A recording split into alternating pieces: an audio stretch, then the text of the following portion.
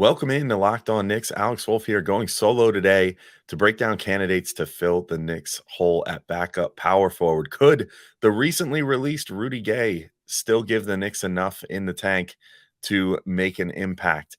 Could they go with JaMychal Green, a tried and true veteran who can stretch the floor?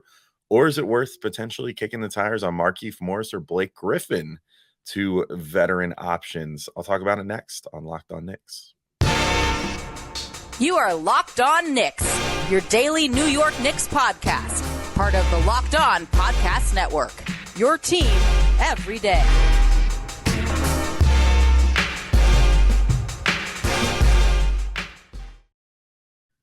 All right, welcome in to Locked On Knicks, and I want to thank you guys for making Locked On Knicks your first listen today and every day, whether you're checking us out on your favorite podcast platform or taking in the sights and sounds on YouTube. We appreciate you making us part of your daily routine. Make sure to hit that notification bell on YouTube or the auto download function on your favorite podcast app so you never miss an episode. I'm Alex Wolf. I'm editor-in-chief of Knicks site, The Strickland, which you can find at strick.land. And if you want to talk to Gavin and I, even outside of the show, be sure to check out Subtext. It's a new thing we're part of. You can talk to us all the time, potentially.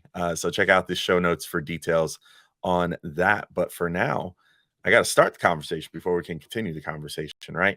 And I want to start by talking about Rudy Gay, who I think is an interesting guy to potentially fill the hole that the Knicks have in lieu of trading Obi Toppin. Now, I've seen a lot of people being like, no, just play RJ and Josh Hart at the 4. Look, I understand that that seems fun on paper, and maybe it would even work, but I think that based off who the coach is and everything else, they're going to want another player to back up that 4 spot. It's also always a good idea to have some depth. Like, even if, some of these guys I'm about to mention, you maybe wouldn't even necessarily have to make any sort of guarantees to about playing time or anything like that. So, it's sort of a low risk proposition to bring someone in to be there potentially to stop up 10, 15 minutes behind Julius Randle, or none if your younger, better players are playing better, but also to have someone that can just kind of give you that size that you need and potentially some shooting, which I'll get into right now. So Rudy Gay, first guy, just got released. So he is now a free agent, so very timely. And he's headed into his 18th NBA season and has played about 15 to 20 minutes off the bench for the last 4 seasons or so. Last year was pretty rough. He only slashed 38% from the field, 25.5% from 3, and 85.7% from the line. But he's a career 34.5% three-point shooter, including some seasons where he shot closer to 40% in his career. Despite the drop-off last year with shooting, he hasn't been a negative on-off player either for the last 5 seasons, and only once in the last 11. So this is, of course, judging when a player is on the court versus off the court, how his team performs. And in the case of Rudy Gay, his team almost universally performs better with him on the floor than off. And that's mostly been with him with bench units the last number of years, which is a good sign. You want a guy, particularly joining a Knicks bench that is one of the best in the league. You would want another guy that can, join that bench and put up some really solid production, which Gay has a proven track record of doing. He's also spent most of his time at the 4 for the last 6 years or so. And this is basketballreference.com has a really handy tool where they track what, it's an estimate, but roughly what position nominally each player on the court plays for any given game, and the percentages of that over the course of the whole season. So he's actually spent most of his time at the 4 and even sometime at the 5 over the last few seasons. So I doubt that if he would come to the Knicks that he would be treated as a 5. I think it would unfortunately be more likely that he would be treated as a 3 by Tibbs. Tibbs would be like, oh, let's reclaim his glory days and throw him back out there as a wing. He's just a big wing. That's it. But hopefully he would spend pretty much all of his time at the 4 with the Knicks. And he's done pretty well in that role. I mean, he's pretty big. He's always been, when he came into the league, he was sized like a wing. He was sized I think Rudy Gay's 6'8", 6'9", something like that. Has a pretty solid wingspan. So, at the time that was sort of oh, that's the size of Kevin Durant or LeBron James or whatever. And those guys were all considered to be 3s in the NBA. Now at this point, he's sized more like 4. He's beefed up later in his career. He's definitely more sturdy than he used to be when he was a lot thinner earlier on in his career. So I think that he has a lot to offer as far as that's concerned. He's also become a really good defender with age too, especially because, he kind of came up being a wing and now is guarding mostly fours and sometimes fives. And I think that he's even into his later years of his career, but he'll take advantage of the fact that, he was always a faster player as a wing and now as a big can sort of, use that to his advantage as far as guarding some of these, slightly slower four men out there in the NBA. I also think that he brings sort of a veteran presence to the Knicks that they're losing a bit of. I mean, I know there's been all this drama this week of Evan Fournier and, Derrick Rose and whatever. Fournier had that like extremely scathing interview with like the French website or whatever that he was talking to that got translated where he was like Derrick Rose and I were like staring at each other being like, what are we even doing here when we were like not playing and all this other stuff, whatever. But they were good vets throughout the year. And, Rose was, every bit the professional. So was Fournier. They put on a happy face and said all the right things to the media during the season and, kind of just did what was required of them, as far as mentorship and stuff like that. But the Knicks are losing that. They already don't have Derrick Rose anymore. Fournier most likely will be out one way or another. Actually, in tomorrow's episode, I'll break down a couple guys that maybe the Knicks could trade Fournier for in a sign and trade. But they're going to be missing some veteran presence. So I think that bringing on a guy like a Rudy Gay, who again going into his 18th season, would probably have minimal expectations for minutes and stuff like that. Could be a good idea. And mostly it's minimal commitment. He's at the end of his career. He's probably only going to sign for the veterans minimum wherever he goes, especially because he just got a buyout as well. So like, that usually means that the player says, all right, well, I already made my money for like this whole season. So I could just sign for the minimum and play exactly where I want to play and get, decent time. And Gay at this point probably wants to play for a winning team. The Knicks do project to be that again, no matter what. I think that this is a winning roster. And he'll probably look at that and say, you know what, let's give this a shot. At least I hope so. Because I think that he would be a really good signing for the Knicks and a great like low risk, potential high reward signing. If he can reclaim his form, even from like 2 seasons ago, he was shooting much better from three like 2 seasons ago for Utah, and just kind of had a down year this year. I'm sure it was kind of weird. It was like a transitional year for Utah and all that. So we'll see how it goes. But my hope certainly is that the Knicks do sign him because I think that he would make a really, really good addition. Another guy that I've been kind of singing the praises of, but I want to make a little better case for in just a second here is JaMychal Green, who I think could be a really great signing for the Knicks, as well as Markieff Morris and Blake Griffin a little later on the show. But real quick, I do just have to let you all know that today's show is brought to you by FanDuel Sportsbook. And you can take your first swing at betting MLB on FanDuel and get 10 times your first bet amount in bonus bets up to $200. That's right. Just bet $20 and you'll land $200 in bonus bets, win or lose. That's $200 you can spend betting everything from the money line to the over-under to who you think is going to get the first home run. All on an app that's safe, secure, and super easy to use. Plus, when you win, you can get paid instantly. There's no better place to bet on MLB than FanDuel, America's #1 sportsbook. I think their season's probably pretty lost at this point, but you know what? They're playing slightly better. I actually got to see 2 Mets wins in a row at Citi Field. Feeling pretty good about them. So maybe bet on a Francisco Alvarez home run. Maybe that seems like a good bet right now. So maybe that's a good thing if you're a Mets fan. So sign up today and visit FanDuel.com/lockedon to get up to $200 in bonus bets. That's FanDuel.com/lockedon. FanDuel, official partner of Major League Baseball. All right, and I'm back in to continue talking about power forward candidates for the Knicks to target. Again, I think that the role that Obi Toppin filled for them this past season and in the past couple seasons has mostly been that of a like a floor spacer. As much as it felt like sort of a waste of his talents in many ways. Like I think that a lot of what they just wanted out of him was like, can you shoot some threes from the corner? And can you play good enough defense, on the other end and, like rebound pretty well? And I think that was more or less what they've been looking for from that spot based off how they were typecasting Obi. If that's the case, I think JaMychal Green makes a pretty good candidate to be on the Knicks. I've been beating this drum for a few weeks, but I feel really good about potentially going after JaMychal Green. He's a veteran. He's been around for a long time. He's played much more significant roles at different points in his career.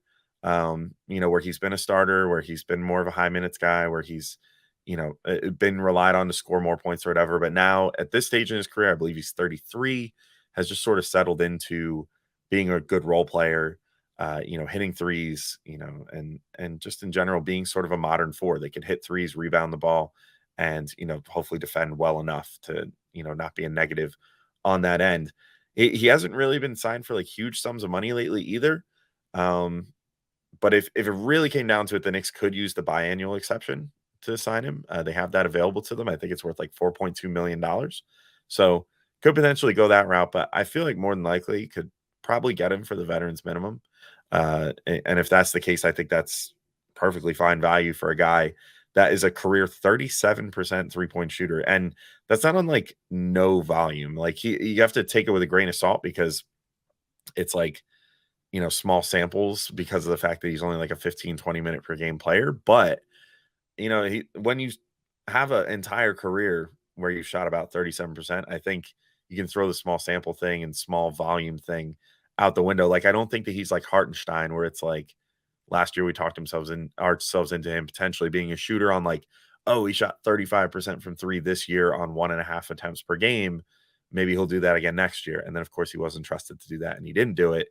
JaMychal Green, at least, even if he only takes like around 2 attempts per game because of his playing time, he makes 37% of them consistently throughout his career. So that's really solid. He's also been in the backup role for about the last 5 seasons, and I feel like he's kind of settled into that role and is really playing it quite well. And he's never averaged less than 9 rebounds per 36 in his career. And he's a pretty good offensive rebounder as well, which are 2 traits that I think the Tibbs would really like. The Knicks obviously aren't going to be like hurting for offensive rebounding and rebounding in general. You replace Mitch with Hartenstein, who was like an actual like one-man wrecking crew at different times during the playoffs. So was Mitch. I mean, both of them had their moments in the Cleveland and Miami series where they just absolutely annihilated on the glass. And so that you have those guys to gobble up boards already, but having another good rebounder out there, not necessarily a bad thing. And especially if it's a guy that can shoot too, you get a guy that can go in there, get the rebound, and maybe if he's not the best at the rim, he could still at least get the ball out to someone else to reset the action, find himself back in the corner, and then maybe make a corner 3 or something. So I like that potential role for JaMychal Green. On defense, I'd be lying if I said I've watched so much of him to know for sure, but there is some concerning numbers that he's not the biggest plus when it comes to like plus minus numbers. Now, he was a pretty large minus on the Warriors this past year, but I'm kind of willing to chalk that up to the fact that everyone but the starters on Golden State, actually, I should say, because I looked this stat up recently when I was doing a DiVincenzo show, everyone but the starters and Dante DiVincenzo are pretty big negatives on the Warriors because just like the starters are so good there that it makes everybody else look bad.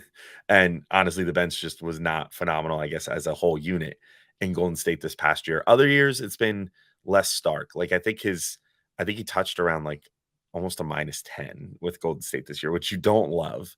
But most other years, he hovers around at least breaking even, which I feel like is about all you can ask out of your bench. And if you insert him instead of on one of the lesser benches in the league, that really struggled, if you take him and then put him on one of the best benches in the league that the Knicks have, then maybe, that helps that a bit because those numbers are kind of context dependent. Like, yes, on off is important to show how a team does with a guy on versus off the court. But if he's sharing all of his minutes with a lesser group and not really playing too much with the better players on the team, then it can sort of skew those numbers a bit because he's only playing with the lesser players. So I'm not too worried about that, just based off the fact that I think that skill set wise, he fits in kind of perfect. He also played 78% of his minutes at the 5 last year in Golden State. So however unlikely it may be that he would end up getting that same role with the Knicks and getting to play the center under Tibbs, that possibility at least exists.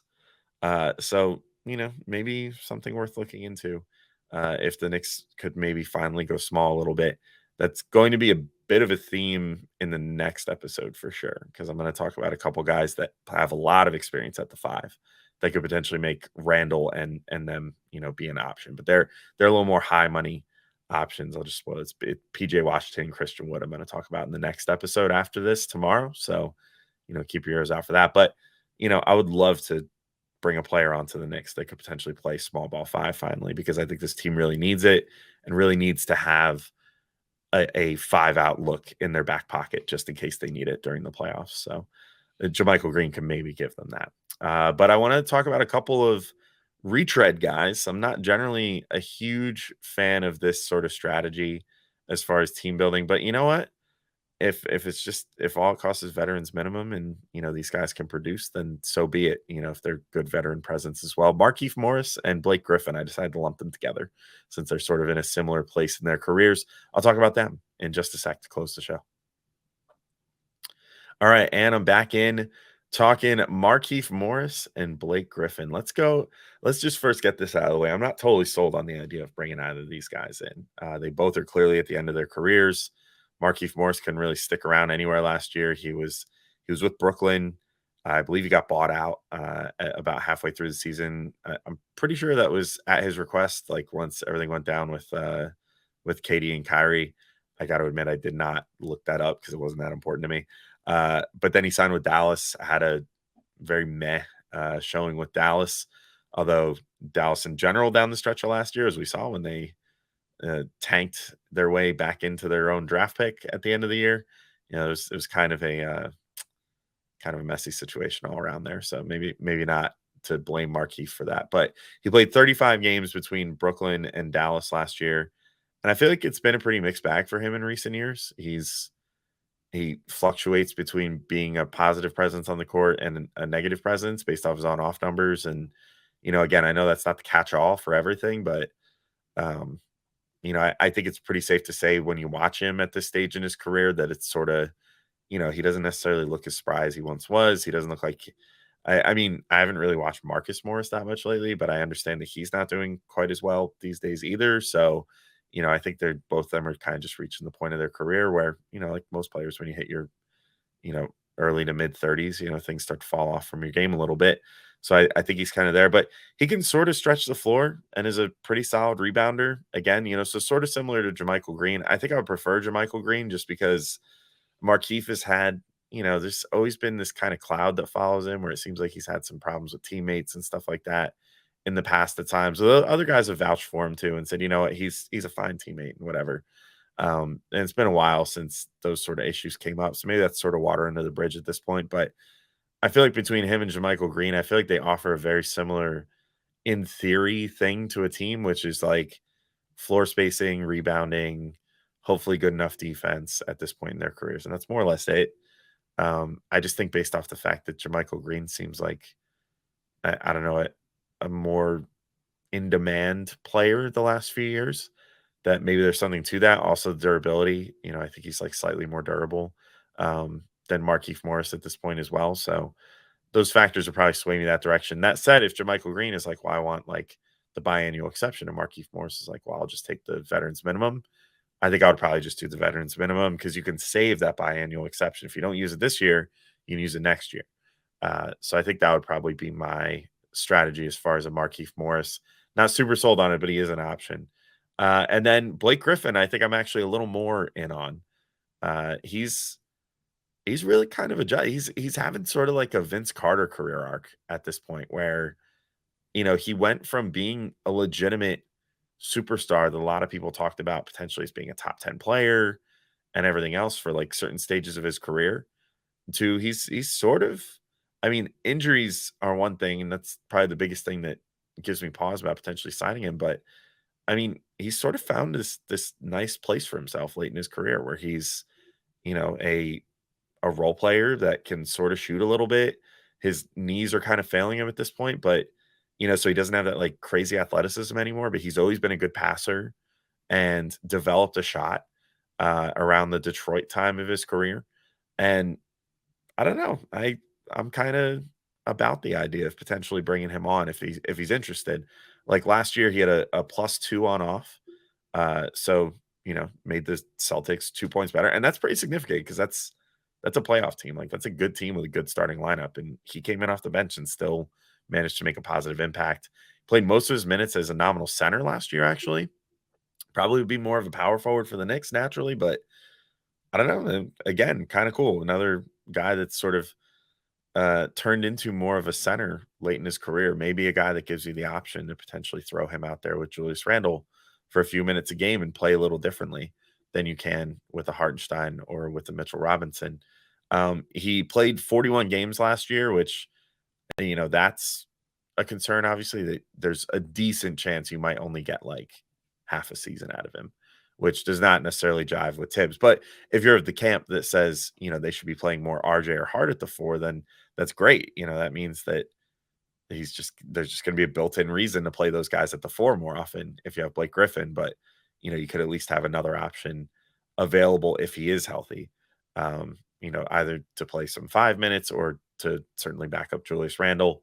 And I think that, having him do sort of it plays sort of similar hub role to Randall, like from like the elbow could be a decent idea too. I doubt he's going to draw doubles and stuff, but he is at least a good passer. So if there's like a cutter coming and he's, sitting up there at the elbow, I think he could probably hit a cutting Josh Hart, for example, and make that pass and make it look pretty good. So I like Griffin in that respect. And he only played like 15 minutes a game on a good team last year too. So clearly the expectations aren't super high for him at this point.